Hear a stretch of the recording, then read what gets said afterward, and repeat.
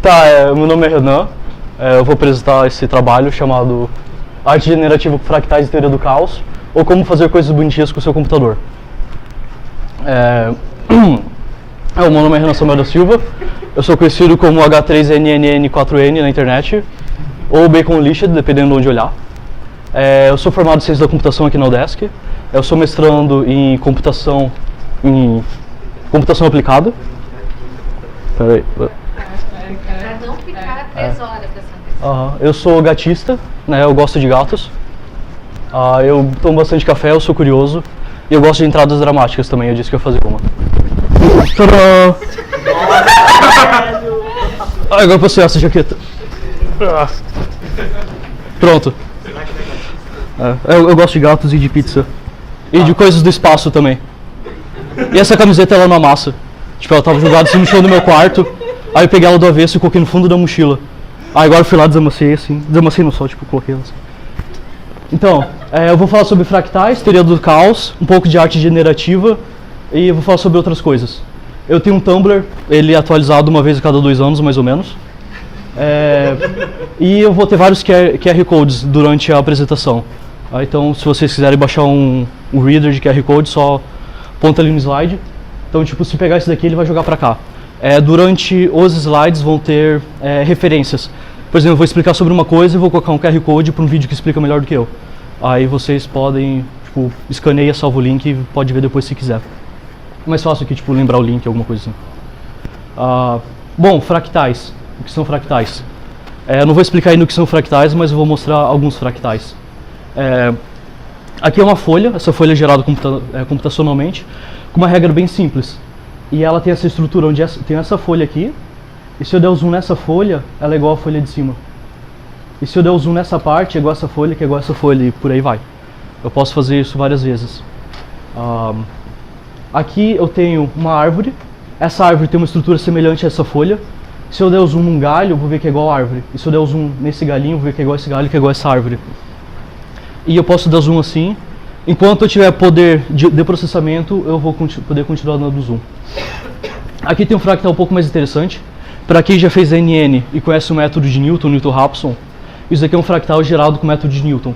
Cada cor representa uma raiz de alguma coisa que o método de Newton está resolvendo. Não tem calor aqui, né? Tem. Tem um calor. Ok, isso aqui é uma matéria bem legal que tu vai fazer para frente. Então tu vai ter uma equação, essa equação vão ter raízes, né, vão ter valores que resolvem a equação, né, vulgo acho x, e cada cor representa um valor possível de x, ou seja, qual variável que está resolvendo. Então, com o método de Newton, eu consigo gerar esse tipo de imagem. Essa imagem é um dos poucos fractais que eu considero úteis, porque ele é um mapa de como que as raízes se comportam, como o método de Newton se comporta para achar alguma raiz. Aqui tem o conjunto de Mandelbrot, que é o meu fractal favorito, eu vou falar mais para frente sobre ele. Aqui no caso é o zoom, né, mas essa mancha preta no meio é característica do conjunto de Mandelbrot. Aqui eu tenho o conjunto de Julia, que é um conjunto complementar ao de Mandelbrot. Aqui é uma variação que eu fiz, onde eu coloquei umas funções trigonométricas no meio. E isso daqui eu descobri ontem, que é um conjunto de Julia inverso. Então ali tem umas bruxarias para plotar ele, eu não entendi como funciona, mas eu coloquei porque ele é legal. Opa! Volta. Tá com altos delay. Mais fractais, só que esses fractais são de verdade. Então o primeiro aqui tem essas 3 esferas. Essas esferas chama de esferas de Wada ou atrator de Ada. Elas são perfeitamente, não perfeitamente, mas tipo, lisas o suficiente. E a reflexão delas nelas mesmas gera aquele padrão ali no meio. E é um padrão que se eu tiver uma câmera e eu conseguir dar zoom, um zoom ótico, eu vou ver um padrão recorrente ali dentro. Aqui tem eles chamam de broccoli em inglês, mas não parece muito com brócolis. Mas se olhar a figura dele inteira e eu der zoom numa parte, tem um padrão semelhante. E isso se repete nessas bolinhas menores. Aqui tem um floco de neve, o padrão dele é mais simples, né? Ele tem uma reta. Dessa reta eu vou ter outra reta, dessa reta eu vou ter outra, e assim vai indo. É um padrão bem simples, mas ele exibe um comportamento fractal. Aqui tem um leito de um rio, né, visto de cima. E ele tem essas divisões. Esse daqui eu acho interessante, que isso daqui é uma montanha vista de cima. É difícil, às vezes tu olha, será que é um rio, será que é uma montanha, mas segundo o Google é uma montanha. E ela tem esse padrão aqui de bifurcação, onde a montanha se bifurca e continua duas montanhas e isso se repete. E esse daqui eu acho um dos mais interessantes, que é um bloco de acrílico, onde eles pegam eles aterram um bloco, pegam um prego com alta tensão, e o cara dá uma marteladinha em cima, e o prego só encosta no acrílico. Como o acrílico está enterrado, ele descarrega. Então isso daqui é como se tivesse rolado um relâmpago aqui dentro. Aí ele faz aquele tipo de padrão, que também é um padrão fractal. Tá, mas o que é fractal? Então, pelo que eu expliquei, dá a entender que são coisas que são perfeitamente autossimilares. Onde eu tenho o todo, eu dou zoom na parte e eu vou enxergar o todo de novo, isso se repete. Aqui tem um vídeo é um canal chamado Three Brown One Blue, ou Three Blue One Brown, é um dos dois. Ali ele tem um vídeo de uns 20 minutos explicando o que é fractal. O que faz uma coisa ser fractal, eu recomendo ver. Bom, aqui eu tenho um triângulo de Sierpinski, e o jeito que se constrói ele, eu pego um triângulo e eu retiro um triângulo do meio dele. Então eu vou ter três triângulos menores, para quem jogou Zelda, que vira uma Triforce. Se eu pegar cada um dos triângulos menores que foram gerados e repetir isso, eu vou chegar aqui, aí aqui e aqui. Então se eu olhar essa figura, esse triângulo aqui é igual a esse triângulo. E assim sucessivamente. Qualquer triângulo de zoom eu vou ter toda aquela figura. O que é interessante dessa figura é que a área dela tende a zero, com mais iterações eu vou fazendo, e o perímetro tende a infinito. Mesmo a figura sendo limitada no espaço bidimensional. E aqui eu tenho o Van Gogh Snowflake. Ele começa com um triângulo, então ele pega um lado do triângulo e coloca um outro triângulo, aí pega esse lado e coloca o triângulo e vai fazendo, até que vira esse floquinho de neve. E todos eles são fractais e eles têm essa característica de que se eu der o zoom eu vou enxergar a parte completa.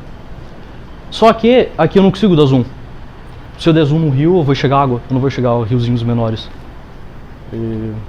Então por que isso daqui é fractal, mas não consigo dar zoom? É porque essa definição aqui está errada. Para ver o que é fractal tem que ter um pouquinho de matemática, eu acho que é uma matemática legal. Aqui eu tenho três figuras. Isso daqui tem uma dimensão, isso daqui tem duas, isso daqui tem três.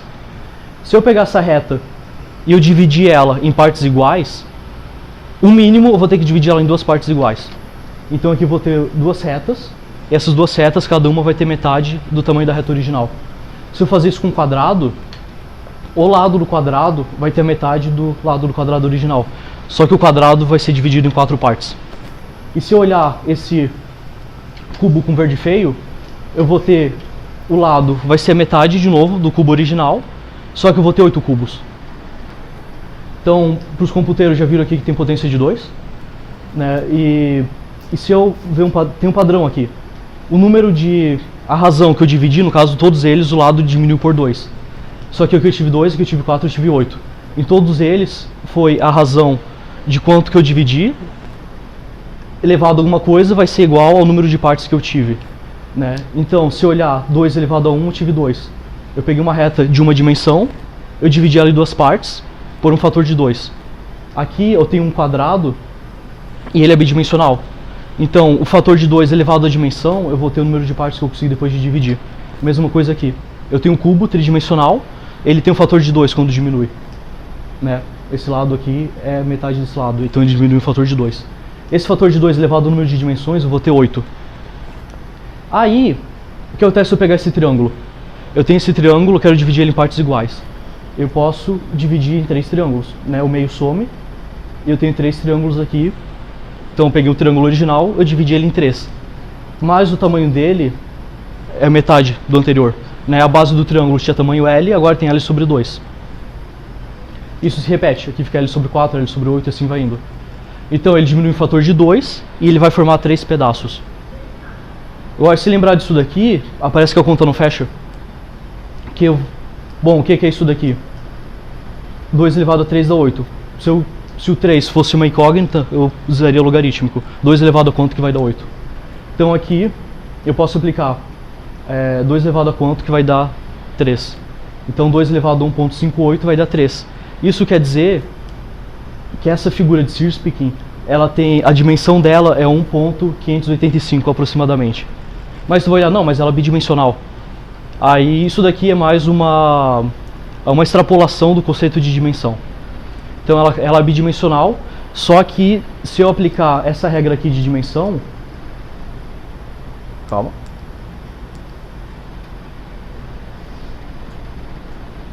Se eu aplicar essa regra aqui de dimensão, eu vou chegar nesse valor aqui.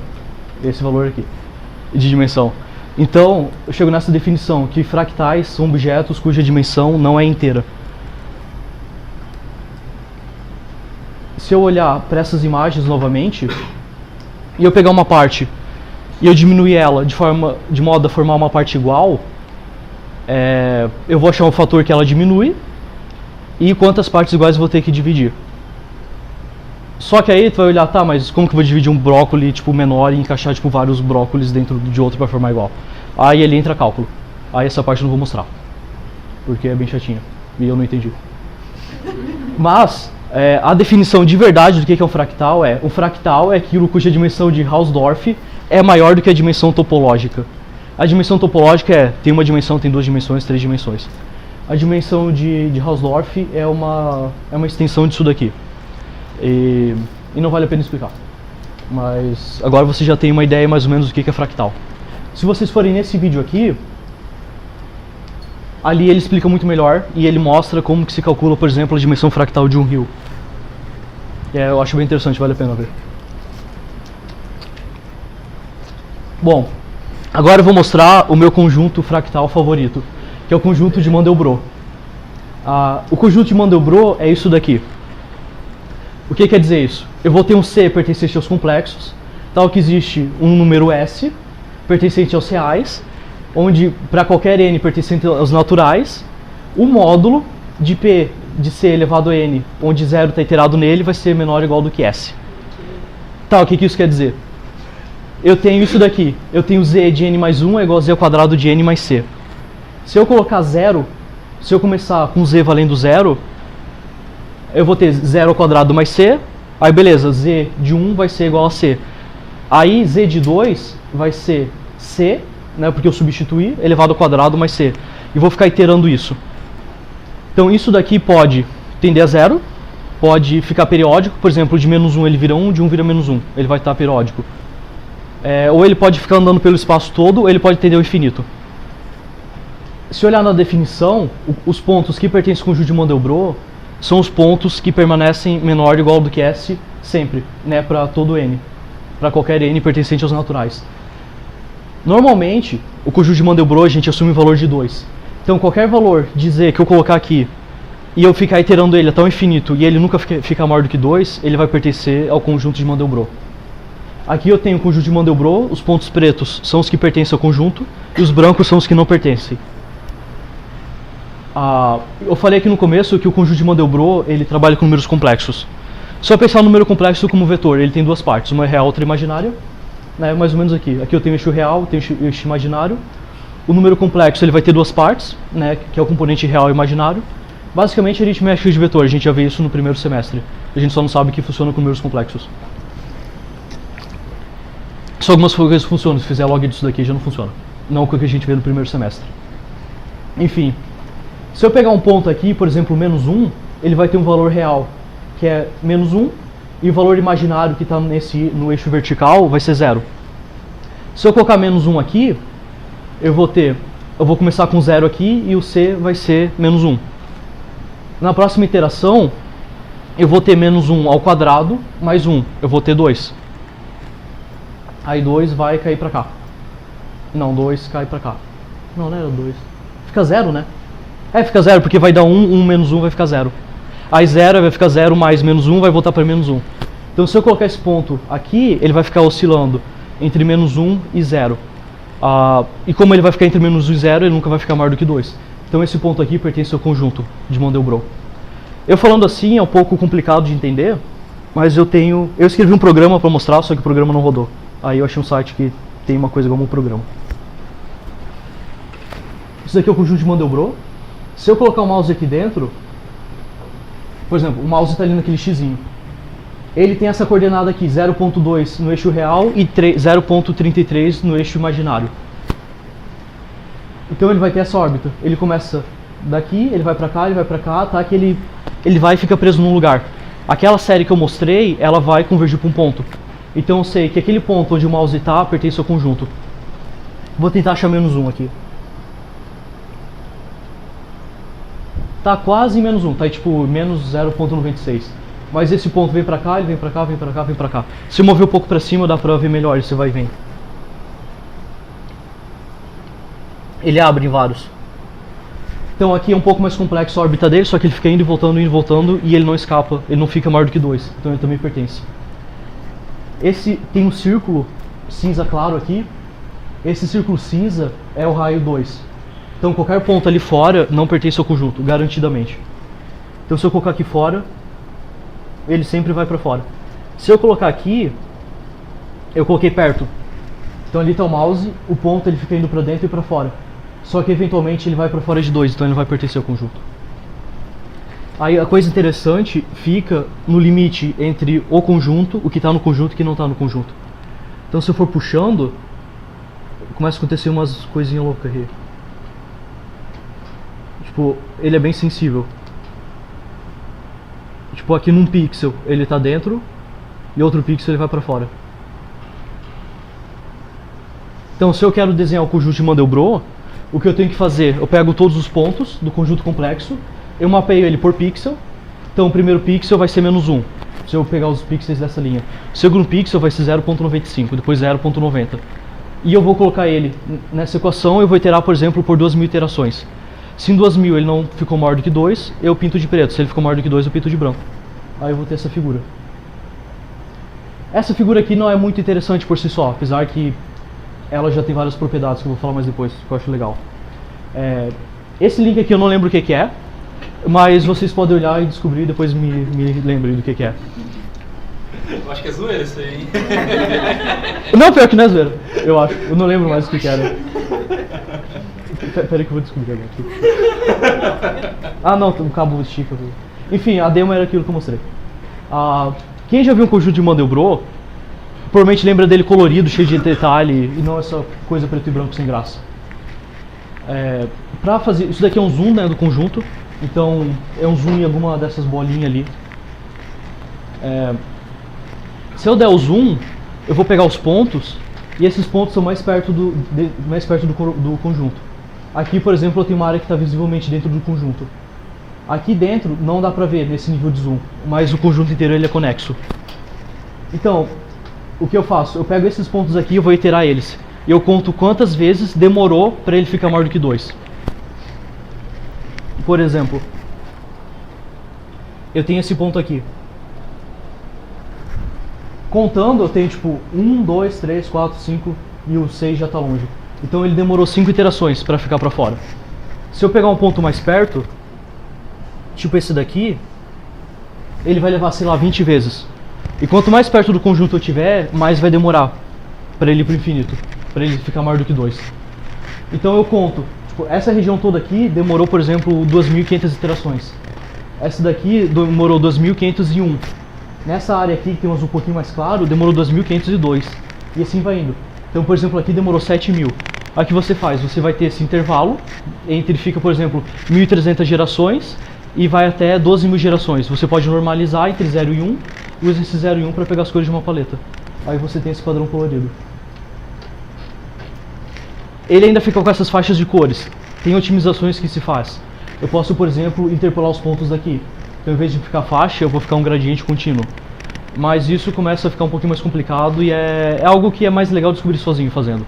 Então você vai lá, pessoal, vou tentar interpolar assim, vou pegar aquelas paradas de NN, vou, sei lá, fazer spline cúbica e por aí vai. Então esse aqui é o conjunto de Mandelbrot, é o meu conjunto fractal favorito. Bom, no título tinha fractal, eu já mostrei, teoria do caos fica para depois, e tinha arte generativa. Arte generativa é como gerar arte de forma autônoma ou semi-autônoma. Ou seja, eu quero um programa que faça algo que dê para chamar de arte para mim.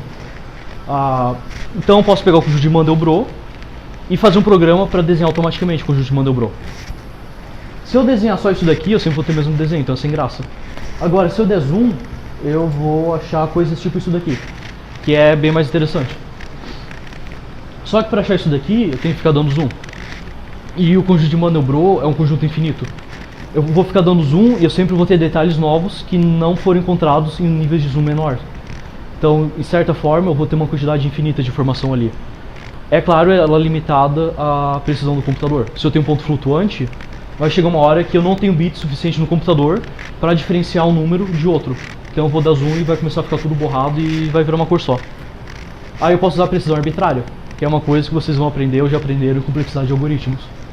Enfim, aqui. Como que eu posso gerar, então, pontos no conjunto de Mandelbrot de forma automática? Existem vários jeitos. Um deles, eu pego um ponto dentro do conjunto, ou seja, eu escolho um ponto aleatoriamente, testo ele. Se ele pertence ao conjunto, eu guardo esse ponto, escolho uma direção aleatória. Eu tenho um ponto, escolho um ângulo de 0 a 2π ou 0 a 360, e eu saio andando naquela direção. E eu fico testando se eu estou dentro. Quando eu tiver um ponto que eu estou dentro e outro ponto estiver fora, quer dizer que a fronteira do conjunto de Mandelbrot está ali dentro. Então, se a fronteira está entre dois pontos, quer dizer que, tipo, por exemplo, eu tenho um ponto aqui que está dentro e outro ponto aqui está fora, no incremento que eu estou utilizando. Então eu estaria nessa região da imagem, por exemplo. Aí eu mando renderizar sozinho, aí eu faço isso, sei lá, 1000 vezes e vou ter um monte de imagem. Aí eu vejo qual que eu gostei. É o jeito automatizado de gerar zooms do conjunto de Mandelbrot. Outro jeito, eu gero dois pontos, os dois fora do conjunto de Mandelbrot. Aí eu pego o ponto do meio, eu vejo se está dentro. Se não tiver, eu vou escolher um dos dois lados. Um jeito de escolher o lado é contar iterações. Quanto mais perto do conjunto de Mandelbrot, mais iterações tem que fazer para ele ficar maior do que 2. Então, se um ponto ele demora 5 e no outro demora 10, eu vou escolher o lado que tem um ponto de 10. E com isso eu consigo fazer uma busca binária, até achar um ponto dentro do conjunto. Quando achar o ponto dentro do conjunto, eu só renderizo aquela área da imagem. E eu tenho um terceiro jeito, eu escolho um ponto fora, eu olho a vizinhança dele. Aí eu vejo o lugar que mais aumenta. Eu vou fazer, para quem fez cálculo 2, eu vou fazer derivada parcial, e eu vou ver o lado da derivada parcial que cresce mais rápido, que a derivada é maior. Então, naquela direção vai estar o conjunto. Então eu vou continuar subindo naquela direção até achar a fronteira do conjunto. Aí, de novo, é só plotar aquela região de modo automático. E tem outro jeito, eu posso utilizar matemática. Apesar que aqui já tem bastante matemática. Mas tem uma parada chamada External Race, que é um tema de análise dinâmica. E, basicamente, é um vetor que ele vai seguir um espaço e ele chega na tua solução. É só seguir o vetor. É um jeito interessante também de achar pontos. Bom, eu vou mostrar para vocês um programa chamado Caos. Se ele quiser rodar. Vamos ver se ele quer rodar. Ele quer rodar. Esse daqui é o Caos. Ele é um explorador de fractais. Ele, por padrão, abre um conjunto de Mandelbrot, mas ele tem vários fractais, pode colocar equações novas. Então, se eu for dando zoom aqui, eu vou ter esses níveis de detalhes. Só que aqui eu estou tendo um monte de região preta. Isso é porque eu tenho que... A série, ela é infinita, mas eu não posso testar ela tão infinita. Tenho que testar, por exemplo, 200 iterações. Chega um ponto em que 200 iterações não é o suficiente para testar se está dentro ou fora, porque todo mundo vai demorar mais de 200. Aí nesse caso aqui do programa, tu pode controlar, Então aqui eu vou colocar 500. Demorou mais para renderizar, só que eu tenho mais detalhe. E se eu olhar aqui, por coincidência, está aparecendo um mini conjuntinho de Mandelbrot ali. O conjunto de Mandelbrot, ele tem autossimilaridade. Então eu tenho o conjunto de Mandelbrot, se eu der zoom, eu vou achar outro conjunto de Mandelbrot. E ele está bem ali. Ali tem outro, inclusive.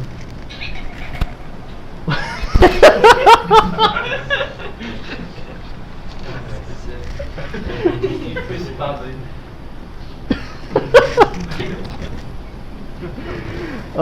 Tem um negócio que eu quero mostrar. Então, o preto ainda pertence ao conjunto. O preto contém seu conjunto.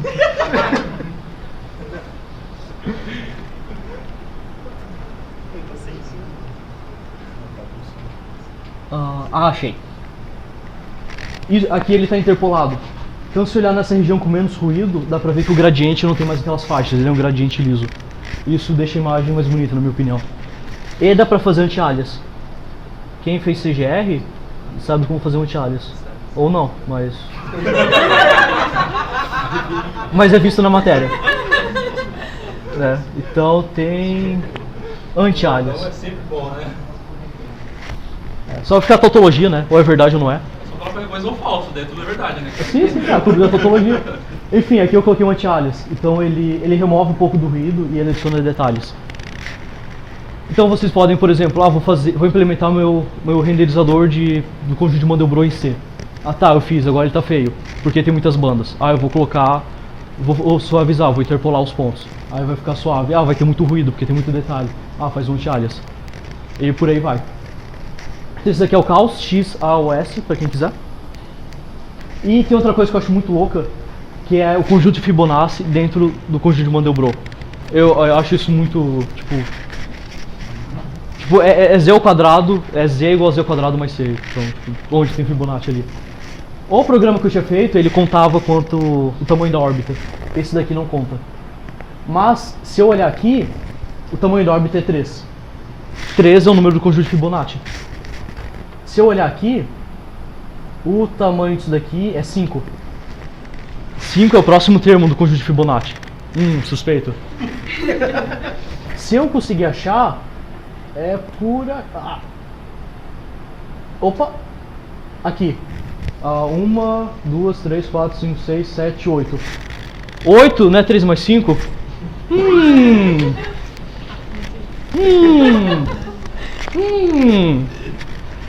Então, se eu pego... Eu tenho aquela esfera lateral com órbita 3. Eu tenho uma esfera lateral com órbita 5. Se eu pegar do meio, existem infinitas esferas. Se eu pegar do meio, eu vou ter o próximo item da sequência Fibonacci. Então eu tenho 3, 5, aqui eu vou ter 8. Se eu pegar o meio entre 3 e 8, entre 5 e 8, eu vou ter o próximo que é 13. Aí eu vou pegar 13 com 8, eu vou ter o próximo que sei lá quanto que é. É 8 mais 3. E isso, como o conjunto ele é infinito, eu vou chegando cada vez mais perto. E se eu fizer razão, eu vou chegar naquele número lá que todo mundo gosta. Agora eu vou falar da teoria do caos. A teoria do caos e o efeito borboleta, os dois estão bem próximos. O efeito borboleta é basicamente o que define caos. Pra quem já viu o filme Efeito Borboleta, o primeiro de preferência. Hoje eu ouvi falar, uma borboleta bate asas na China e faz um furacão no Brasil, alguma coisa assim. Então, né, aqui tem borboleta, tem furacão e a borboleta, ela do mal. Mas o que quer dizer o efeito borboleta? É a sensibilidade às condições iniciais. E o que o furacão tem a ver com isso? Eu fiz um modelo meteorológico. Meu modelo tipo clima, chuva, vento, essas coisas assim. Joinville é fácil, que é só chuva. Mas se for num lugar diferente, aí eu vou ter um modelo climático. Eu não vou colocar borboleta no meu modelo, né? Porque é um pouquinho difícil modelar sei lá, 1 milhão de borboletas. Aí eu tenho um sistema, ele predizeu sol, 42 graus. Aí uma borboleta bateu asa. Ela vai causar uma perturbaçãozinha atmosférica pequena ao redor dela. Só que essa perturbação, ela se propaga. Ela se propaga em todas as direções. Vai ter mais um monte de borboleta, vai ter carro, vai ter vento, vai ter um passarinho que derrubou uma pedrinha. Tudo isso distorce o ar. E é um sistema complexo e ele é sensível a condições iniciais. Então por isso que tem essa analogia da borboleta. Que a borboleta consegue perturbar o sistema o suficiente para depois de alguns dias o modelo não poder ser previsto. Ou a predição é completamente diferente só por causa daquela borboleta. Então dali que vem a história da borboleta. É a sensibilidade às condições iniciais. Um sistema caótico, ele é determinista. O problema é que ele é sensível a condições iniciais. E algo relacionado à condição inicial é a precisão. Então se eu tenho 32 bits, eu faço uma simulação e o sistema for caótico, eu posso ter um resultado diferente do sistema de 64 bits. Simplesmente porque ele é sensível às condições iniciais. E a condição inicial vai ter 32 bits de diferença. Tá, e o que eu faço com isso? Se você lembrar do conjunto de Mandelbrot, eu tenho isso daqui. Aqui tá, dentro, eu mexi um pixel, pá, foi pra fora. O conjunto de Mandelbrot, as órbitas, aquelas coisinhas azul, elas são caóticas. E quanto mais perto da fronteira eu chego, mais caótico vai ficar. Então chega um ponto que se eu ficar dando zoom na imagem, eu vou perder a precisão. E ali eu não consigo mais diferenciar o que está dentro do que está fora. Aí eu preciso de precisão arbitrária. Bom, como que eu meço o caos? Eu tenho isso daqui, mais matemática. O que isso está dizendo? Eu vou ter xn e eu vou ter xn mais dx. Dx aqui não é derivado, é só uma perturbação qualquer. Eu vou iterar ele. Eles são próximos, então eu vou iterar e eles vão para aqui. Xn mais 1 e xn mais 1 mais a perturbação, né? E xn mais 1. Eles vão estar em dois pontos diferentes. Se eu executar o sistema, a órbita, com uma configuração inicial, depois com outra configuração inicial muito próxima, e eu aplicar esse somatório aqui do logaritmo da razão, blá blá blá, eu vou chegar num lambda, mas não é esse lambda aqui. É outro lambda, que é o expoente de Lyapunov. Esse expoente de Lyapunov, ele diz o quão um negócio é sensível às condições iniciais. Né? Ele indica o caos. Ele vai dar um número, e esse número diz se o sistema é caótico ou não, e o quão caótico ele é. Tá, e pra que eu uso isso agora? Aqui eu tenho o sistema, o atrator de Lorentz, é o nome. Ele foi uma das primeiras pessoas a trabalhar com caos. Ele trabalhava com previsões meteorológicas. E isso daqui é o atrator de Lorentz. Ele é composto por... ele tem 3 equações diferenciais, né, ΔX pelo tempo, ΔY, dy tempo e a derivada de z pelo tempo. Aí tem isso daqui para resolver de novo aquelas coisas de NN. Tá, o que acontece com x, y e z quando eu jogo ele ali, varia o tempo. Aqui eu tenho uma condição inicial azul e em amarelo tem outra condição inicial. Se eu olhar, ela vai vir pra cá, ela vai ficar aqui e depois ela começa a ir pra cima e pra baixo. Aqui eu tenho uma condição inicial muito parecida. Só que se eu olhar na parte de cima, dá pra ver que eles terminaram, eles ficaram ao mesmo tempo executando, eles terminaram em lugares diferentes e a forma aqui em cima está diferente. Aqui é o sistema de Lorentz, o atrator de Lorentz é um atrator caótico, um atrator estranho. O termo é esse mesmo, estranho, atrator estranho. E aqui eu consigo ver essa sensibilidade. Então se eu pegar essas duas trajetórias e fazer diferença de ponto a ponto, eu vou chegar no expoente de Lyapunov. Vai dizer o quão caótica essa configuração é. Tá, como que eu gero imagens com isso? Imagens legais de preferência. Simples, escolhe um conjunto de equação, escolhe parâmetros aleatórios para essa equação, calcula o expoente de Lyapunov. E repete os passos 2 e 3 e tá encontrar um sistema que seja caótico. Como que eu interpreto o expoente de Lyapunov? Bom, primeiro de tudo, isso daqui ele pode executar e parou num ponto. Aí isso daqui executou e parou no mesmo ponto que o outro. Quer dizer que o sistema converge para um ponto único. Igual eu mostrei lá, que ele vai rodando lá no modo Bro e cai num ponto. Isso daí quer dizer que ele não vai ser caótico porque qualquer coisa que eu colocar ele tem no mesmo lugar. Isso não precisa do expoente de Lyapunov, é só ver se ele cai no mesmo lugar. Ele pode escapar para o infinito. Normalmente essas duas coisas no Lyapunov dá ruim, porque ele é o log da diferença. Então se os dois caem para o mesmo ponto, a diferença é zero, vou ter log de zero. Log de zero dá ruim. Então isso aqui é bom testar antes do expoente. Se não acontecer nenhum dos dois, eu calculo o expoente. Se ele for menor do que zero, quer dizer que o sistema ele é estável, ele é periódico. Então sistemas periódicos podem ser interessantes de plotar, mas normalmente não é. Se o expoente for maior do que zero, ele vai ser caótico. E quanto maior for, mais caótico ele é. Aqui eu tenho uma equação que eu gosto de plotar ela. É um polinômio de duas variáveis, né? Aqui eu tenho x e aqui eu tenho y, é de segundo grau. Né? E ela é um sistema iterativo. Então xn mais 1 vai ser calculado sobre xn e yn. Se eu escolher vários valores, aqui eu tenho A0, A1, A2. Se eu escolher esses valores de A e de B aqui embaixo, aleatoriamente, eu calculo o expoente ali em cima. Se ele for caótico, eu posso plotar o sistema. Os valores de x e y eu ploto e eu vou ter alguma imagem. Por exemplo, isso daqui. Não é aquele mesmo sistema, isso daqui eu inventei uma equação qualquer e eu mandei um programa que eu escrevi achar um conjunto de parâmetros que seja caótico. Aí ele formou essa imagem. Outro problema é como que tu vai colorir, mas isso eu deixo para vocês descobrirem, quem for se aventurar. É legal a parte de colorir. Enfim, aqui eu tenho uma equação qualquer que eu inventei e aqui eu tenho um conjunto de parâmetros. Quando eu coloco esse valor de A, B, C, D, aqui substituo e coloco alguma variável inicial qualquer ali e itero, eu vou ter pontos x e y que vão estar se movendo. E se eu renderizar, por exemplo, 10 milhões de pontos, que é o que eu acho que eu coloquei aqui, eu vou ter essa forma. Se eu mudar um pouquinho aqui, eu posso ter uma forma completamente diferente. E se eu colocar um ponto aqui e iterar, eu vou ter esse desenho. Se eu colocar um ponto perto e eu iterar, não estou mudando os parâmetros, estou mudando x e y. Eu vou ter o mesmo desenho, mas se olhar os pontos individuais, eles vão ser todos diferentes, por causa da sensibilidade e condição inicial. Uma característica interessante do sistema caótico é que ele é instável localmente, mas globalmente ele é estável. Então mesmo com pontos iniciais diferentes, eu vou ter a mesma imagem final. Se eu colocar pontos o suficiente, todos eles vão preencher os pixels, então eu acabo não vendo essa diferença de pontos. Mas isso eu acho uma coisa interessante, porque ele é caótico local, se olhar de perto ele é bagunçado, mas se olhar de longe ele exibe ordem. Bom, coisas legais para se fazer com fractais. Você pode aprender coisas úteis e inúteis, e eu digo que aprender coisas inúteis é útil. Por que isso? quem já entrou na faculdade, que acho que é todo mundo aqui, sabe que quando a gente entra, a gente não sabe aprender. E eu não sabia, pelo menos. Aí eu levei surra. E se tu aprende uma coisa inútil, tu tá treinando. Então se eu quero aprender cálculo, eu resolvo coisas de cálculo. Se eu quero aprender, eu quero treinar a aprender, eu posso aprender coisas. Aí eu vou lá e aprendo uma coisa inútil, tipo como desenhar fractais. A maioria das vezes é inútil. Tem gente que ganha dinheiro tipo fazendo quadro, ou trabalha com física.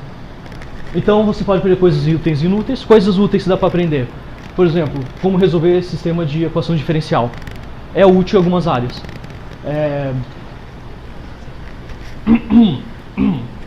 Eu gosto de computação gráfica, eu quero um problema difícil. Eu quero um anti-alias que tem um ruído todo zoado. Eu vou lá, o conjunto de Mandelbrot e dou zoom. Eu vou ter um ruído diferente para trabalhar. O que mais dá pra fazer? Eu posso pegar coisas que eu aprendi na disciplina e aplicar a um programa. Por exemplo, programação paralela. Eu vou fazer o conjunto de Mandelbrot, eu dei zoom, ele tá lerdo. O que eu faço? Eu paralelizo. Vou lá, uso o MPI, por exemplo. Eu estou fazendo redes, tá lerdo. Eu vou pegar duas máquinas, vou colocar socket para elas conversarem. Será que fica melhor o TCP ou será que fica melhor o DP? Provavelmente o professor vai perguntar isso para vocês em algum trabalho. Pode fazer isso, fica a dica para quem não fez hack ainda. Vai lá e faz o conjunto de Mandelbrot e vê se o DP ou o TCP é melhor. Eu fiz sistemas operacionais, eu aprendi o que é cache, o que é cache hit, cache miss. Eu posso renderizar o conjunto de Mandelbrot. E quando eu programar, eu faço o programa levando em conta o cache. Então eu posso ter um programa mais rápido. Então, o conjunto de Mandelbrot continua não sendo útil, mas eu estou fazendo algo útil com ele. Eu estou estudando, eu estou aprendendo como funciona o cache. Eu tenho álgebra 2, ou algoritmos 2. Era para ser álgebra 2. Eu não lembro porque eu coloquei álgebra 2 ali. Mas tem NN, eu falei um monte de NN aqui dentro. Posso pegar coisa de NN e colocar ali. Eu quero calcular a derivada, vou pegar o método de diferença finita centrada. Tá ruim, eu vou usar a extrapolação de Richardson. Enfim, cálculo, eu posso pegar a complexidade de algoritmos, vou medir a complexidade do meu programa, vou ver, isso aqui é exponencial, não vou usar. Esse método de colorir, ele é linear, vale mais a pena usar. Se eu usar pressão arbitrária, quão mais lento vai ficar? Inteligência artificial. Pode usar, por exemplo, várias coisas de inteligência artificial para fazer imagens. Pode fazer uma rede neural, por exemplo, para calcular isso daqui, usando tensores. Pode fazer uma inteligência artificial para dizer se uma imagem está dentro ou fora do conjunto de Mandelbrot, usando redes neurais, por exemplo. E isso eu acho muito da hora. Opa, spoiler, ninguém viu. E outra coisa, tem uma linguagem de programação chamada Processing. Ela é legal para fazer coisas visuais. Só que tem Python, e Python é melhor do que Processing. E tem Julia, Julia é melhor do que Python. E tem C, C é 100 vezes melhor. Então, tipo, quando vai indo ali pra baixo e pra direita vai ficando mais difícil, mas tu vai aprendendo mais. Se tu quiser mexer com cache, por exemplo, Processing talvez não seja a linguagem para isso, mas C definitivamente é. Aqui tem um site cheio de fractais. Foi o site que quando eu comecei eu olhei, o nome do site, o nome do cara que fez o site é Paul Bork, o nome do site também é Paul Bork. E o cara tem tipo 200 tipos de fractais lá e tipo tem código em Basic lá de 1992 e tem coisas que ele escreveu tipo semana passada. Então tem muito conteúdo lá e é um bom lugar para começar. E agora sim, obrigado.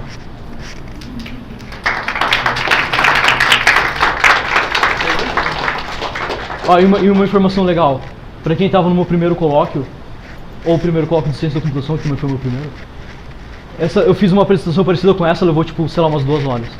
Eu hoje fiz minha primeira apresentação abaixo de 40 minutos. Então ela tá atendendo assim. Alguém tá umas 4 palmas dele.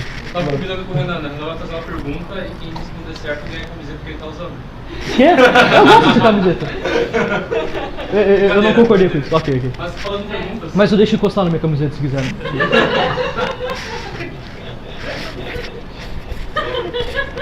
Ok, perguntas. Perguntas. Não tem pergunta, mas eu vou buscar. Manda. Gato. Assim, o nome do gato é Ninja. Só que eu chamo ele de Mimi.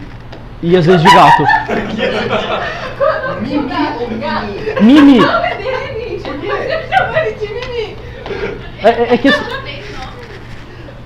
O nome dele é Ninja, só que tipo, é que assim, eu tinha o gato. Aí ele fez uma coisa, pensei, nossa, esse gato é ninja. Eu comecei a chamar ele de Ninja por 2 dias. Aí depois eu comecei a chamar de Mimi, porque tipo, todos os 12 gatos que eu tive antes eram Mimi também. Aí eu segui o padrão de Mimi. Mas eu chamo de gato também, porque tipo, ele é um gato, aí chamar um gato de gato é legal. Mais perguntas? Manda. Para você plotar o projeto Mandelbrot, né, você vai ter que iterar e testando, né, e verificar a condição. Todo desenho de Mandelbrot é baseado em testes, né.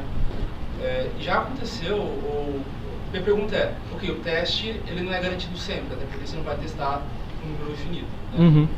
Aconteceu por exemplo, um número, isso é para 2000, mas tem algumas situações que só para um número colossal que vai dar maior que 2 e não vai ser ponto. Aconteceu isso já? Sim, se eu voltar aqui nesse programa... Existe, quer dizer, né? Existe. Se eu voltar aqui, ali em cima tá difícil de ver, mas tem número de iterações, tá tipo 649.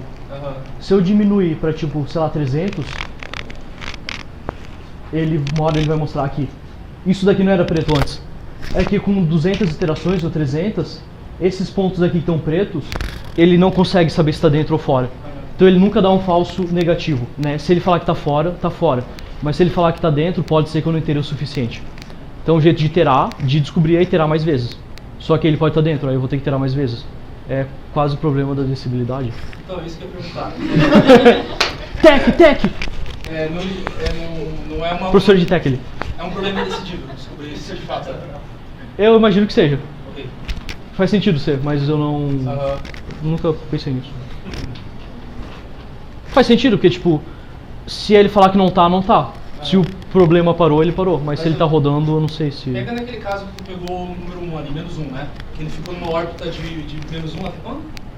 Ele fica menos 1, aí vai pra 0. Aí de 0 vai pra menos 1. Eu imagino que ali dá pra isolar a equação e provar que aquele valor nunca sai disso. Ela é periódica, né?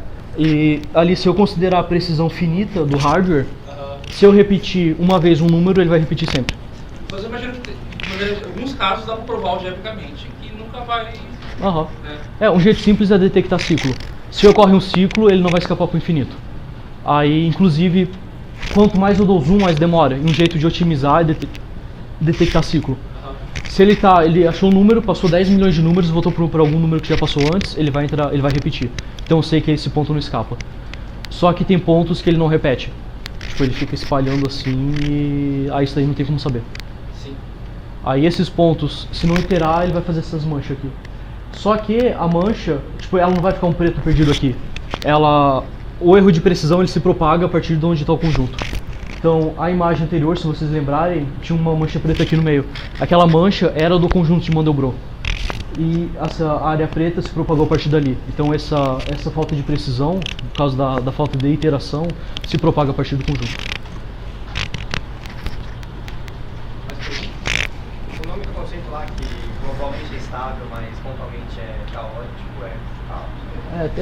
É a teoria do caos que estuda, né? Tá. Mas isso que tu falou é algo que é propriedade dos sistemas caóticos. Os sistemas caóticos eles são estáveis globalmente, mas caóticos localmente. Teve alguma disciplina que fez você se interessar por vantagens, Eu curti antes de entrar na faculdade. Aí, isso foi legal porque tipo, eu entrei na faculdade, aí eu vi, sei lá, cálculo, eu pensei, nossa, isso daqui serve pra fazer aquilo lá. Aí tipo, eu entendi o atrator de Lorentz, porque eu vi o que era uma derivada. Então, pra mim foi ao contrário, eu não me interessei por causa da disciplina. Aquilo lá me fez interessar na disciplina. Eu sou estranho. E eu faço atratores estranhos também, então. Diga. Eu descobri, tem uma linguagem chamada Julia, né? E eu descobri a linguagem Julia porque eu estava pesquisando sobre o fractal de Julia. Aí eu tenho no meu repositório, um dos que o Aircode é do meu repositório GitHub, é H3NN4N. Lá eu tenho um repositório chamado Juliaception, que eu tenho o fractal de Julia escrito na linguagem Julia. Mas, para quem não conhece, Julia é uma linguagem feita para trabalhar com matemática. Aí ela tem uma sintaxe estilo Python, assim, mais light, só que ela tenta ser rápida igual C. E é da hora fazer fractal. Well. Responde a tua pergunta, eu não lembro mais qualquer pergunta. Você já tinha aprendido Julia por causa dos fractais? Não, eu aprendi Julia porque, tipo, eu pesquisei o fractal de Julia, eu achei uma linguagem chamada Julia. Aí eu pensei, será que eles chamaram Julia por causa do fractal? Aí eu fui descobrir, tipo, os caras estavam no café e eles, tipo, criaram uma linguagem, vou chamar do que? Chama de Julia, eles chamaram de Julia. Aí tipo, eu fui ler sobre a linguagem e pensei, pô, linguagem é legal, tem umas coisas da hora. Aí eu aprendi ela, tipo, sei lá, aprender coisa inútil. Apesar que a linguagem é útil, bem mais útil que essas coisas aqui. Não sei se você já viu, mas no ensino médio, quando eu estava fazendo Shimonoe, que ela estudava fractais, só que aplicado para origamis. Não sei se você já deu uma olhada. Tem um rolê, tipo, um movimento todo assim, tipo, fazer fractais com origamis. Se chama Tessellation, se eu não me engano. Sim. Que são... Eu sou origamista também. É. Aí tem um tipo de origami que chama de Tessellation, onde muitas vezes é um padrão recursivo, né? E é bem da hora fazer, mas dá trabalho.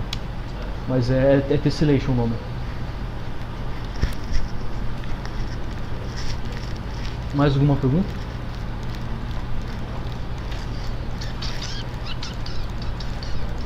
Já que você é origamista, então você consegue gerar os padrões de origami matematicamente?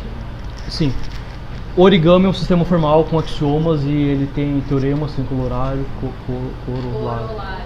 Isso, tem isso. E eu consigo inclusive gerar sistemas de equações que eles vão me dizer onde vão ficar algumas dobras do origami. É uma parada bem da hora.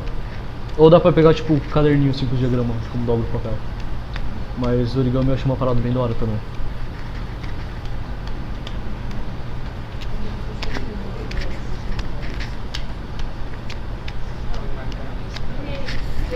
Temos café, temos bolachas, tem balas.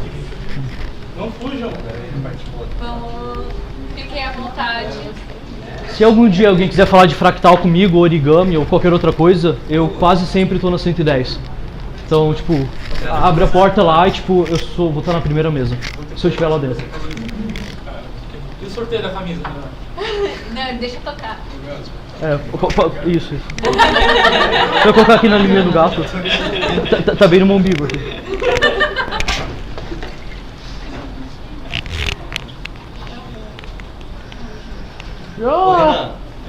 Naquela época que eu tava interessado também em fractal, eu achei um programinha que deixa tu brincar com as cores, tipo, como tu quisesse. Uhum. Aí, tipo, dá pra fazer tua arte como tu quiser. Aham. Da arte. Tem um monte. É porque a ideia era vender na praia, né? Aham. Não, faz uma coisa pra mim. É a versão, faz um site pra mim. Melhor fazer fractal do que site, né? Quem dera pudesse viver de fazer fractal. Essa parece aquela do Newton. É. Por isso que parece. Aham. O Eugênio, ele queria muito vir, mas ele tinha aula agora.